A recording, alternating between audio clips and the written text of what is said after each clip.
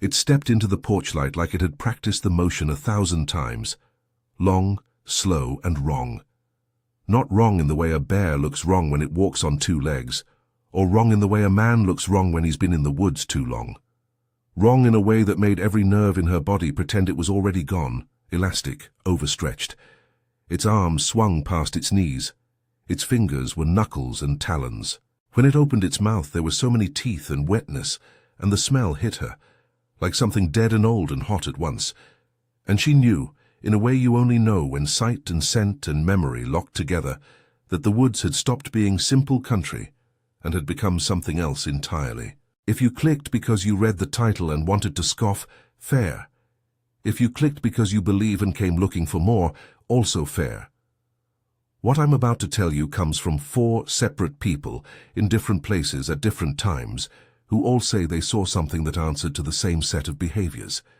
Stalking the edge of civilization, moving like an animal and thinking like hunger, smelling like rot, leaving tracks that don't belong to any catalogue. The witnesses don't ask you to take their word as science. They ask you to understand what they saw with the authority of someone who has to change their life because of it. You can call it folklore. You can call it mice identification. You can call it mass hysteria. Or if you're willing to look at patterns instead of single data points, you might start to ask a different question. What if 4 different people reported the same set of impossible things? What then? This is about those 4 reports. It's about what they saw, how they reacted, and how their lives shifted afterward. I won't pretend to prove anything. I'm just here to lay the pieces down, the sounds, the smells, the tracks, the moments when adults who were supposed to protect children didn't or couldn't, and the lingering aftertaste of fear. The first one came from a woman who asked to be anonymous. I'll call her the grandmother, because that's what she was. Practical, steady, the kind of person who measures risks in terms of running water and whether the seed potatoes are in. She lived on a swathe of 40 acres that fell off into Crown land in a part of northwestern Ontario, where the trees begin to feel like they own the horizon. The house was small, raised on a low foundation, with a porch that faced the stand of birches and pines. In the day, it was a place where you could hear woodpeckers and the thump of a plough in a field 2 properties over. At night, it was very dark and very quiet in the way only woods can make you quiet, like an audience sitting back and listening. Her grandchildren came for a weekend. Mason was 11 and quick to climb things. Emma was 8 and taciturn, the kind of kid who surprises adults with the exact thing she notices. They'd run off down the trail and back, making forts under cut branches and daring each other to go deeper. The woman watched them, shrugged at the mess, and kept a kettle on the stove. Everything was normal until small things weren't. The first sign was a sound. Mason came running in with dirt in his hair, breathing hard. He said a deer had done a big scratch up the tree where the red fungus grows. The grandmother laughed it off. She went with him. The scratch marks were high, too high for a deer to reach without standing on hind legs. They were single long gouges that clawed the bark in a way that made her stomach tighten. Then a strip of undergrowth about 20 feet across lay flattened, as if someone had rolled a giant sleeping bag over it. She found tracks, strides the length of her boot, and then some, narrow and long, like the foot had been a palm. There were claw marks, and where the toes should have been there were impressions that looked splayed and hooked. She measured them with an old ruler, and shook her head, and left the ruler where it lay. Mason's eyes were wide. "It was following us," he said. "It stopped when we stopped, and when we walked, it walked." Children say a lot of things. Adults have an economy for that. The woman believed her grandson because of how he said it, without glee, without embellishment, with the kind of dead certainty that made her listen instead of laugh. She went out more during daylight, stepping along the trails and calling for her neighbor, Robert, just to have somebody else see the tracks. Robert came with boots and a flashlight and a creak in one of his knees. He took one look, and his face changed the way an animal's does when it realizes the wind has shifted. He reported later, this was not the woman making it up, that several of his chickens had died sometime in the week after. They were found in the coop, mangled in a way farming hands don't like to describe, too precise, too hungry. The smell started before the sighting. It hung low under the pines, not the composting odor of an ordinary carcass, but something warmer and more putrid, like meat kept in a hot shed for too long. It made the woman gag once and want to cup her hand over her mouth, though there was no bloom of flies or anything to explain why the air felt wrapped in rot. Mason told his grandmother he smelled old fishing bait, but bigger, which is exactly the kind of simile a child gives when they try to explain a sensation with something they have on hand. That night she slept with the porch light on. She told herself it was only because the kids were staying over.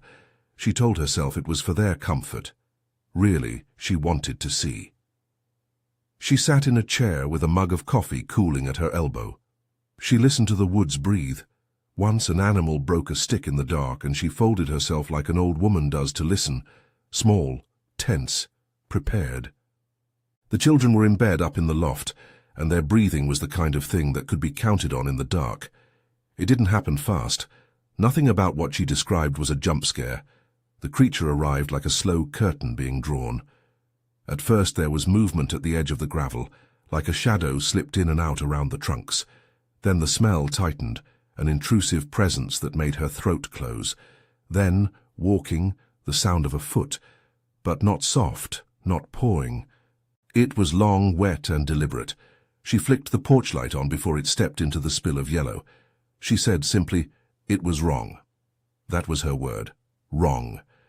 She had spent too much of her life with animals to mistake something that old for a dog or a coyote. It moved like a man who had forgotten how to be a man. It moved like it had pulled a suit of skin over a skeleton and had to get used to the seams. She described the way its arms hung, long enough that its hands brushed the tops of its thighs. The skin was patchy. Sometimes it looked like fur in places, like a pelt shed in patches. In other spots, the flesh was pallid and taut, as if the skin was stretched across a drum. The mouth, she refused to call it a mouth at first, was lipless, so that the teeth showed when it wasn't even trying to speak. They were small teeth, like someone had packed a child's mouth with too much bone. It looked at her through a light that reflected oddly. Some part of her brain tried to call it animal. Another part said it was watching the children. When it howled, or whatever it did, she said the sound could be neither human nor beast. It started as a sort of animal cry, and then curdled a half-tone into something higher and keening, the way an old radio warps a signal and lets you hear the station underneath. There was a rhythm to it, a cadence like a sentence broken into pieces. The woman kept telling herself not to be hysterical. She kept reminding herself there were practical steps. Get the kids, lock the door, call Robert, call the police. She hollered for the children to come inside. Mason came first, uneasily, as if he'd been pulled away from something interesting. Emma followed, quiet. The creature did nothing to them. It watched. It stayed long enough that she felt the world tilt. It moved enough to leave the impression of legs that didn't match any deer footprint and hands that had dragged along the bark, long vertical scars along trunks where it might have smeared itself. Then, as if satisfied or bored, it turned and stepped back into the trees, and the smell shied away with it. When the woman finally let herself breathe, late and ragged, she sat on the porch step, and the coffee had gone cold. The next day they tried to be practical. They boarded windows. They slept in shifts so someone always had an eye on the front. The woman called a neighbor who owned more land and asked if there had been trouble with coyotes or hunters. The neighbor, an old guy who'd seen enough winters to be patient but not gullible, told her to move if she felt unsafe. She asked the police hotline. The receptionist took notes and sighed the way receptionists sigh. "We'll send someone to take a report," she said. Might be vandals, could be a trespasser. No one arrived before the next night's papers said nothing about anything odd. The woman sold the house that spring. Selling a place is usually a transaction, but this was less a sale than a retreat. They moved across the province to a smaller yard and a thicker community where the people knew each other by face and where the nearest wild place was grazed and entitled. The children had nightmares for months. Mason stopped sleeping with the light off for more than a few hours. Emma, who had liked to sit on the porch and listen to crickets, no longer wanted to be left alone outside after sundown. They went to therapy for a bit, partly because the grandmother wanted there to be help in the record. 2 years later, Robert told the woman he'd found a deer in a clearing, horns sheared, ribcage picked clean in an odd way. He'd lit lanterns at night for a while and seen shadow at the tree line that didn't quite look like a human. He wouldn't come out and say Wendigo. The woman wouldn't either. But when we spoke, she used the word hunger more than any other. It wasn't mean for us, she said, voice flat. It was mean for whatever it eats. There are ways to write this off. People with too much time in the woods see things. Misidentification is common. A starving dog can do strange things. But if you take this single account as a variable, then pair it with another of the same shape, the pattern sharpens. That's what we do next. If that first story unsettled you, here is the point where you can hit subscribe and help us keep bringing these kinds of accounts to listeners. If you want more of this, and you like what we do, a quick tap helps more than you think. But for those of you still with me, listen to the way the smell, the tracks, the way it followed without touching. Those repeat later. Keep that in your head. The second story comes from a man who lives by a lake that doesn't make maps proud. I'll call him the fisherman, because that's what he is. Patient, hands pruned from water. The kind of guy who can tell you the depth at the dock and how to read a wind by the ripples. He'd been fishing the same small lake for decades.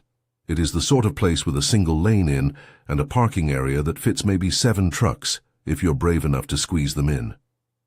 In the quiet months of spring, it smells like lake mud and reeds. The fisherman had nights when fish were plentiful and nights when the air felt wrong and the bass wouldn't strike. If you've ever fished, you know the feeling. The lake talks back if you listen. This thing started showing itself along the shoreline in the twilight. The fisherman first thought another human had camped. He saw motion like someone crouched low and moving along the waterline, but it wasn't walking the way a human walks. It crawled and yet kept its head raised in a way you associate with predators sizing up prey. Sometimes it was flattened to the rocks, dragging something as if it preferred the ground. Other nights it would be upright, oddly erect and bony, a string of joints that should not have fit together so conveniently. He described it as moving like someone trying to be smaller and bigger at the same time. Birds went quiet whenever it came near. Loons didn't call, gulls didn't flap. The fisherman watched one night with friends in a boat, drifting and laughing about the story they'd heard from the woman out by the Crown Land. The thing tracked them. It moved entirely along the shore, as if to keep in parallel with their drift. When they stopped, it stopped. When they eased away, it eased away in counterpoint. They joked at first, but the wind took the joke and left the fear. The fisherman saw it surface once 30 feet from the bow. He said the pattern of the water was wrong, an intentional, deliberate rolling of the surface, like an animal flexing to swim without creating normal ripples. It slapped the water with long, dull beats, a sound like a palm on mud. Once it climbed a fallen tree, full size like a salamander, and perched there and watched with eyes that blinked sideways. He said it looked at him, and in that look he felt an assessment and a hunger. The smell again was like bait gone off. The smell clung to the inside of the boat that night long after they'd fled. This man is not theatrical. He told me he tried to rationalize every sighting, hunters, an escaped exotic, a man on drugs passing out. But the pattern was wrong for all of those. The footprints on the banks were narrow and long, with marks nobody could account for. They found occasional tufts of hair that looked like it had been molted rather than cut or pulled. Once, after a night when he'd stayed with a buddy, and they'd sat on lawn chairs watching the tree line, they awakened to find a circle of flattened grass where something had sat and watched them sleep. Things escalated over a few weeks. At first it was the creature present at dusk and dawn. Then it began to time itself when he was on the water. Then one night they watched it move along the shore, span a small inner bay, and then intercept them by being ahead of them on a log that had fallen across the inlet. The fisherman said, the way it moved was like a tide. It ran along the wood in a rolling, undulating motion, its hands splayed, its back humped. When they yelled, it didn't run. It turned and regarded them. Then it slipped off the log and into the water with a sound like a fist entering mud. The fisherman told me he has been in a lot of tense moments, storms out on a small lake, a skiff taking on water, but nothing had the precise, isolated fear of being watched by something that can decide whether to pursue you or let you go. There was an intelligence in the stalking that he couldn't shake. It wasn't just hungry, he said. It was curious, and it didn't like being surprised. A close call occurred one night when the fisherman had drifted into the cove to tie off and wait out a dark cloud. He felt a pull on the boat that wasn't the wind. Something large and slow brushed the hull from below, and the boat rocked like it had been hugged by a great wet hand. He looked over the stern and saw something huge under the surface, the top of its head an unnatural pale, and eyes that reflected like coins. Then it moved away deliberately, and the water calmed as if nothing had happened. After that night he stopped going out alone. He left a pole there once and came back the next morning to find long, barefoot prints leading from the water up into the reeds and then disappearing. The prints were narrow with elongated toes that left hooked impressions like little scythes. He chalked it up to fear mostly. He sold a boat and stopped fishing at the lake for months. Friends who had once joked about monster stories would not go near that cove. The pattern that connects story 1 to story 2 becomes clearer when you compare notes. Stalking across soft ground, strange long strides, the smell of rot, a predatory intelligence. Both witnesses mentioned the way birds and small animals fall silent. Both noticed hands or marks on trees and fallen logs, and both had experiences that weren't limited to a moment, but cycled over days and weeks, increasing in frequency and boldness. There is something else in the fisherman's account that complicates easy explanations. Water. Most of the old tales and modern reconstructions of this kind of creature are land-bound, but here, movement on and under water is part of the repertoire. If you catalogue traits, emaciation, long limbs, unnatural gait, you add to them the ability to traverse both water and land with ease. That's not minor. An animal that can stalk a boat and then disappear into a lake is an entirely different kind of hazard than the common predator you're taught to avoid on a hike. The fisherman didn't want to be theatrical. He did not send photos. He didn't offer a dramatic, filmed chase. His story sits on the level of witness conviction and changed behavior. He stopped sleeping at the shore. He stopped caring to fish at that lake. That, to him, was proof enough. I bring this up not to convert skeptics, but to show you what repeated behavioral patterns look like when they show up across independent accounts. If one person says something is strange, there are 100 ordinary reasons. If two people say the same set of unusual things, rot smells, long hands, stalking in tandem with human movement, you have to ask whether something in the environment is producing the same misperception or whether there's an entity that moves in consistent ways. Let me be clear. No one here is claiming laboratory-grade proof. We're not presenting DNA swabs or bone fragments with a label. We're dealing with human testimony, sometimes frightened, often reluctant to be ridiculed, and usually changed.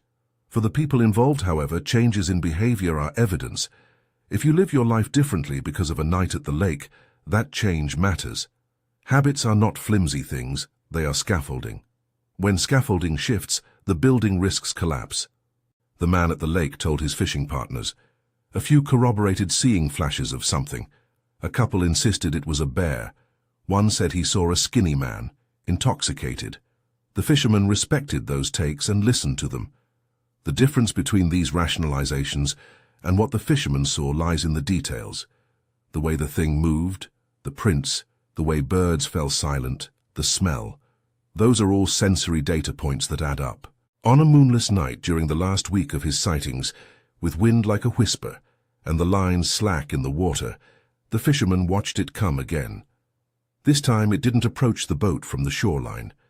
It emerged from a notch in the trees that opened onto the water, flat as a pothole, and walked into the shallows with a sort of pond-quiet grace. It moved along the submerged roots like someone testing the surface tension of a puddle, then reached a fallen trunk and clicked across it with bowed spine as if walking a beam. The reflection was wrong. Its image in the water was long and skeletal, but the head, just the head, seemed too big. It turned and looked at the boat. Up close, its eyes were not on the front of its skull, but slightly to the side, which made it blink in a way that disoriented the fisherman. The fisherman said it made a sound like a rope sliding over wood. Then, with an abruptness that had him grab for the oars, it lifted and launched itself into the water, paddling with long, deliberate strokes that sent a wake across the moonless face of the cove. The wake came toward the hull as if intending to rock them off. That is where the fisherman's voice breaks. He remembers the cold in his chest. He remembers the night air going still. He remembers the boat rocking once, and then a great silence, as if the lake had swallowed a scream. He told us he cut the engine, dropped everything into the bottom of the boat, and paddled until his arms burned. He didn't look back. He had a bruise on his calf the next day, like a long hand had grazed him, though no one ever saw the mark except him. I won't swerve into a punchline. The point is that he stopped going. The thing followed them off and on for weeks. He quit fishing at that particular spot. He sold a boat. People who know the lake now speak of that cove in the kind of low voice reserved for houses with haunted basements. Between the grandmother's porch and the fisherman's cove, the pattern is thickening. You begin to feel a contour, proximity to human habitation, predatory stalking behavior, peculiar locomotion, sensory cues, smell, sound, the odd blink, and an intelligence that seems to prefer watching before moving. At this point, reasonable explanations start to look like stretches unless they accommodate all of these data points. I'm going to stop the second story here for a moment, not because the incident ends neatly, because it doesn't, but because I want to make a point about how these accounts accumulate. The people I'm talking to didn't invent a monster on purpose. They didn't build a convenient narrative to scare listeners. They made life changes. They sold houses, they stopped fishing, they stopped letting their kids play after dark. Behavior is seldom changed without motive. There are, of course, alternate theories. One is that people in remote areas have rich imaginations and that stories mutate. That's possible. Another is that there's a biological explanation, a known predator behaving unusually due to disease or human interference. That's also possible. There is even the economical argument, sell the house, make a new life, though that doesn't explain why a retired man who'd spent his life on that lake would give up the only thing that brought him calm. Facts and folklore have a strange relationship. Folklore doesn't always invent from nowhere. Sometimes it is a glossary of what people keep failing to name. The Algonquian-rooted tales that most Western audiences associate with the Wendigo talk about hunger and transgression. Those moral frames are part of the old stories. Modern reports are not those tales verbatim. They are people saying they saw something that behaved in ways reminiscent of an older story. That matters because it tells us about what human brains do when confronted with terror. They reach for familiar scaffolding, but the scaffolding also helps us compare accounts. If you are still with me, the stakes shift when a creature confronts children in a group, when authorities laugh it off, when the official interpretation becomes something mundane that does not fit the sensory specifics. That is the next story. We move now to a submission from someone who was a teenager at the time and who asked that his name be changed in any retelling. He was with a Boy Scout troop returning from a jamboree, a bus of kids under fluorescent lights, the ordinary exhaustion of late-night snacks, and someone keeping score of who fell asleep first. They pulled off the highway at a rest area that backed into a stand of dark pines, just a patch of convenience with a few lights and a couple of picnic tables. It was one of those stops where you stretch your legs and shout to let out the boredom. The bus driver leaned on the horn to wake the troop, and someone jumped up, and that's when they saw it. Not 20 feet from the ranger station, a figure in the road, low and wrong. The teens froze because that is what you do when the world surprises you with dissonance. There is a physical stop. The figure sat in a contorted posture, on all fours and unnaturally folded, like someone who'd practiced the position for years. It had pale skin. It was naked. It crawled with a number of joints that made kids later swear they'd seen more knuckles than any hand should have. It punctuated the air with wet, sucking noises, as if the humidity there had a voice. The boy who told me this remembers the smell immediately. The same rotten bait image, but sharper in a parking lot, where the human nose expects only exhaust and fries. The kids shouted as kids do, quick high notes, both from fear and the giddy nervousness of a group facing the unexpected. The creature turned its head and looked at them. Long teeth showed in the way the woman had seen them show. For a moment it sat and stared with eyes that reflected the sodium streetlight and blinked sideways like a fish might. It swung to its feet with a wet sound and scuttled into the trees. Adults came. The driver and an assistant scoutmaster yelled at the kids to get back on the bus. Someone called the police. When the authorities arrived and were told what had happened, the official line was quick. A drugged person. Somebody on hallucinogens, a transient. The police left after a muffled conversation with locals. In the days after, official reports used phrases like possible intoxication, which is the language authorities often use to minimize a strange public incident. But the kids remembered footprints, too many marks where toes should have been, and grooves in the packed gravel that no human barefoot should produce. They remembered the creature's way of moving, a scuttling that suggested too many joints. Tyler, one of the scouts, said many of them refused to go back to camping trips for a while. The troop counselor demanded sobriety, and the driver refused to pull over at that rest stop again. Several of the scouts who had been there developed trouble sleeping. They told us years later they still avoid short stretches of unlit road. Here we have a mass of witnesses, miners with group memory, a driver, an assistant counselor, and police, who all heard the initial report and responded in different ways. The institutional shrug is part of the creep. It creates a cognitive gap between what witnesses insist they saw and what authorities are willing to document. That gap weighs heavily.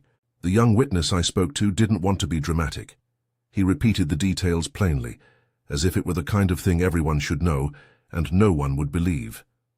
This third account adds another layer, the public aspect.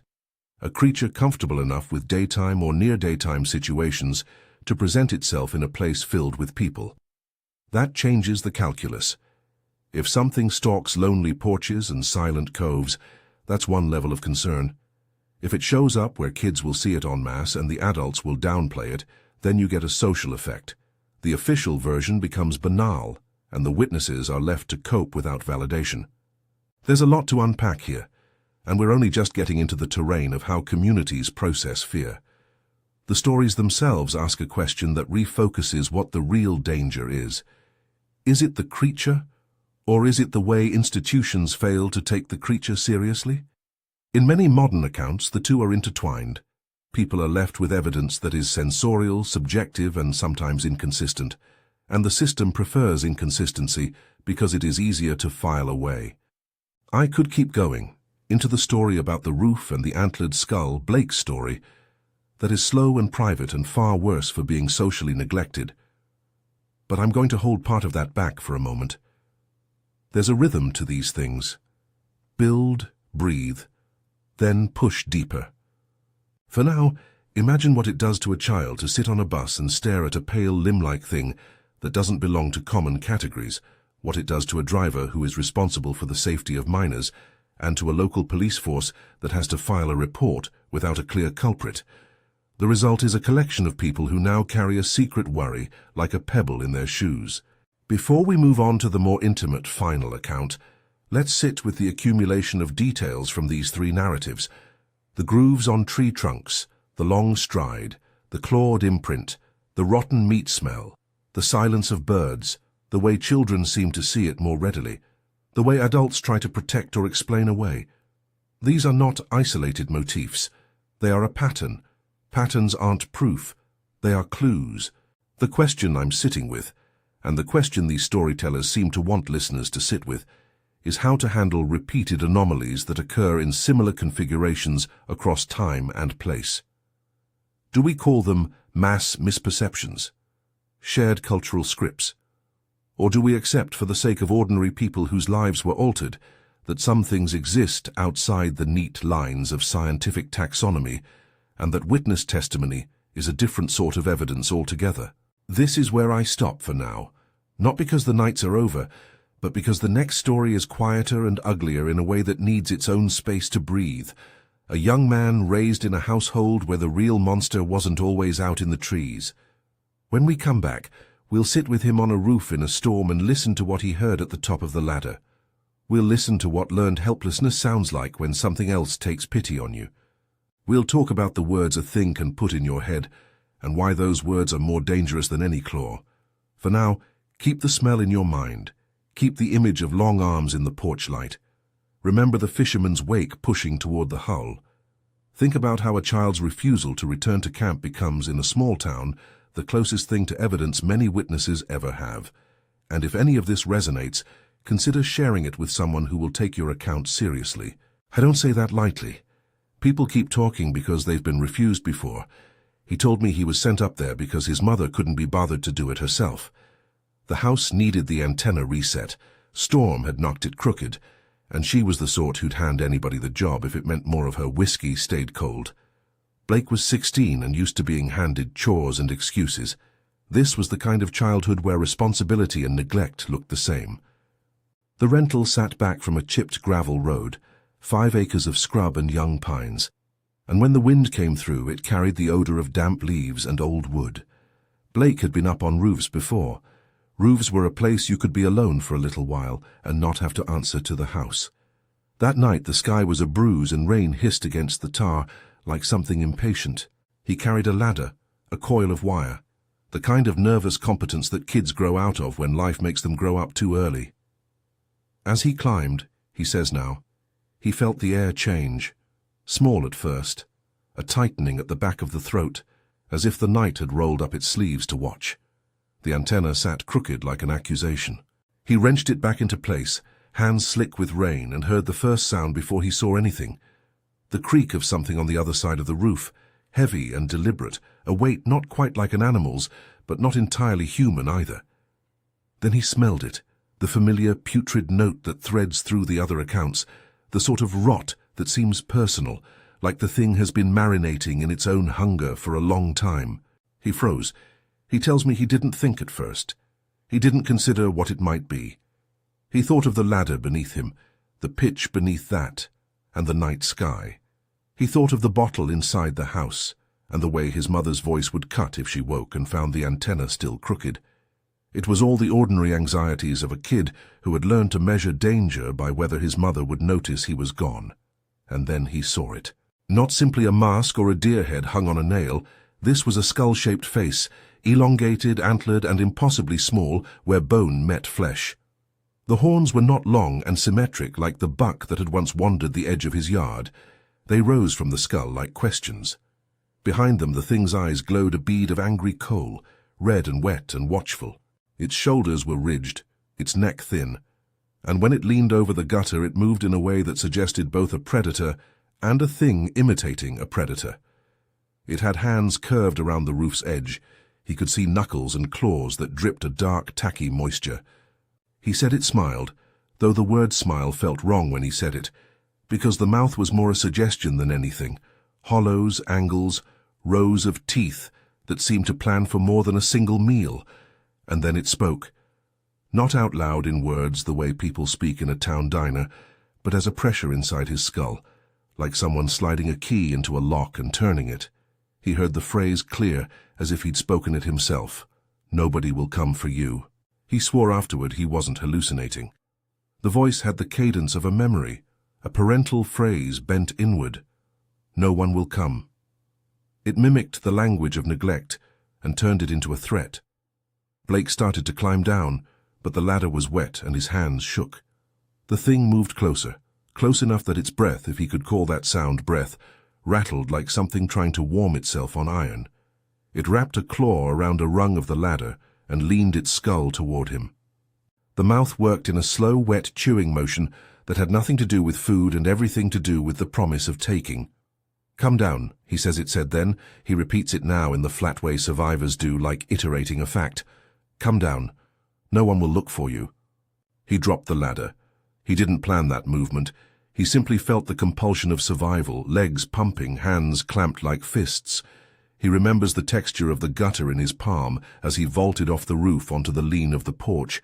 He remembers his mother's door swinging open, her yelling a raw thing that cut through the rain, and the way the creature lingered a second longer at the lip of the roof, considering before it slid away into the tree line. It didn't attack him physically. It didn't need to. It had done something worse, Blake says. It had spoken the exact syllable of his worthlessness and made it into a promise. It wasn't only words. The aftermath of that night was a slow kind of unraveling. Blake stopped sleeping on the roof because the roof no longer felt like a refuge. He started carrying a flashlight into his bedroom. He took to checking the corners and making the house seem occupied, as if his presence were a boundary he could fortify. He moved out at 17, not because one night terrified him into flight, but because every night he stayed, he heard the same whisper of neglect in the shadows and realized that if something else was listening, it would know where to start. The creature visited again in the months later. Blake says he felt it in small invasive ways. A ladder rung loosed in the shop, a smell of rotted meat under the porch boards, a deer with its antlers busted clean off in the field. But it never made what he would call a direct attempt to take. It became instead an exigency that kept his hairline nerve raw. He cut a single straight line into the sky with his life, left, then never looked back. He kept no trophies, no pictures. He keeps a handful of bad dreams and a taste in his mouth that the words "come down" left long after they'd been spoken. When I asked if there had been any other explanation, hunters playing a trick, a person with a deer mask, anything mundane, Blake's answer was precise. "A mask doesn't feel like cold bone," he said. "A mask doesn't know your house. A man with a mask leaves when you scream. This didn't leave because I screamed. It left because it decided to leave. It knew how to wait." You can hear the exhaustion in him when he says it. The worst part, he told me, wasn't the creature. It was the realization that people can be counted on not to intervene. His mother minimized, as she had always minimized. Authorities had no reason to come to a roof at 2 in the morning and file a report when a boy came off a ladder.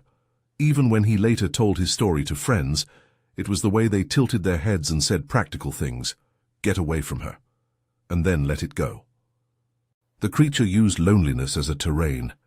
This final account is quieter than the others, but corrosive in a way that hits below the ribs.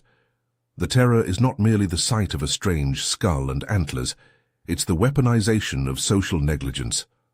Where the grandmother's story ends in a sail and the fisherman leaves a favorite lake, this one ends in a boy's life split along a seam, before the roof and after the roof.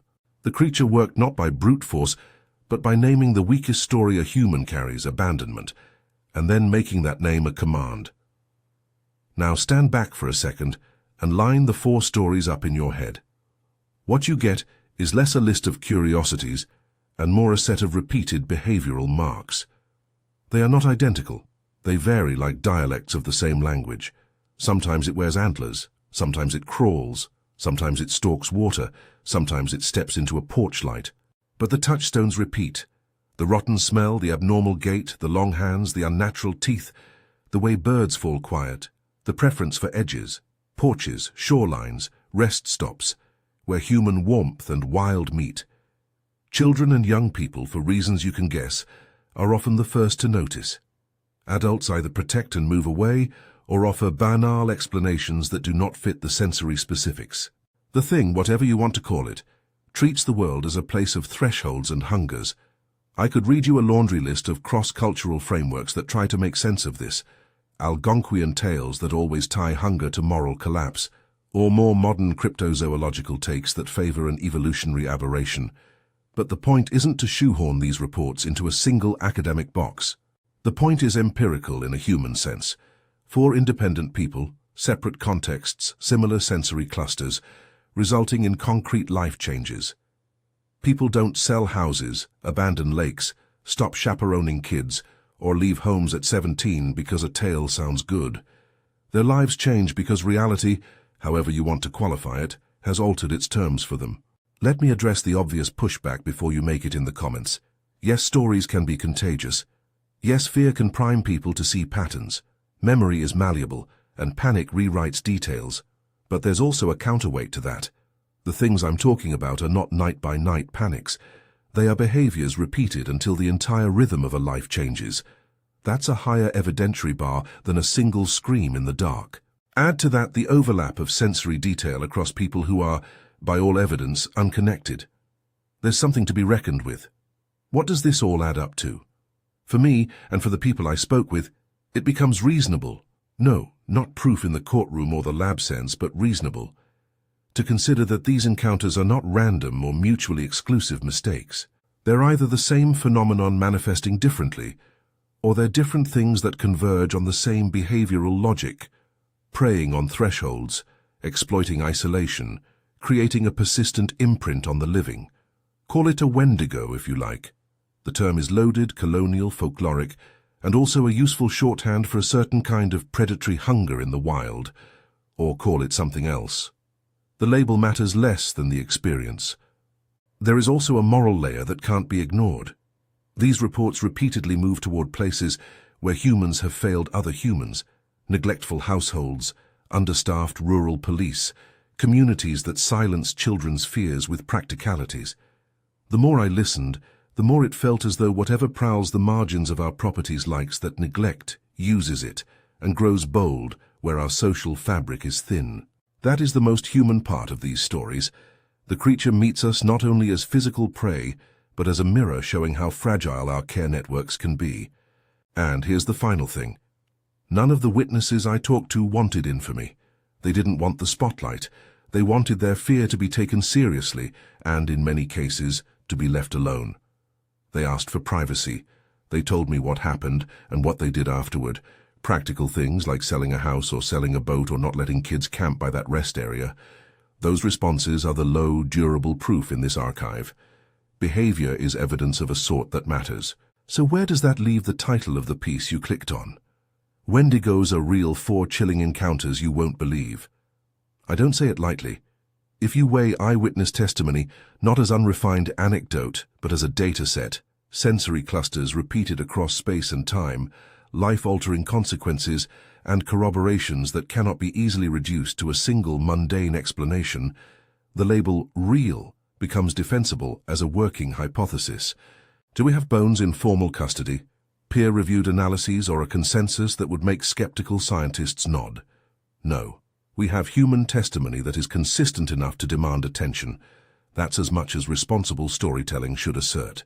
There's one more thread I want to pull before we finish, and it's the image that keeps coming back to me, the one that will probably haunt you like it haunted one of the children I talked to, a mouth opening in porch light, too many teeth reflecting silver, and a smell that makes memory curl like old paper.